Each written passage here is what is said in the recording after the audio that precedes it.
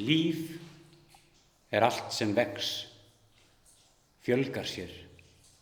Það grunneðli alls lífs að þróast og vaxa.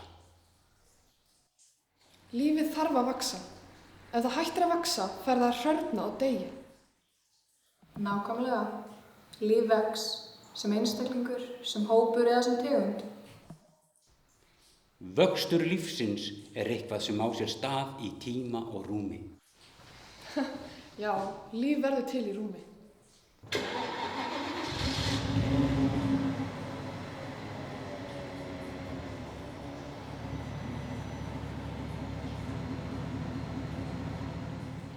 Lífið er orka, hreyfing í tíma og rúmi.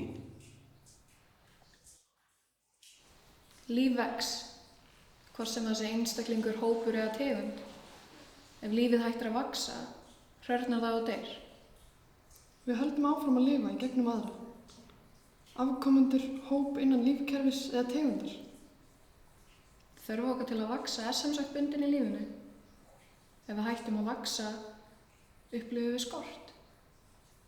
Það útskýrir þetta tómarum sem við erum alltaf að fylla. Ég vex og ég lifi, ég staðna og ég dey. Framtíðin er endurómun af fortíðinni, orsök og afleiðing. Eins gott að við vöndum okkur, við erum að senda skilaboð inn í framtíðina.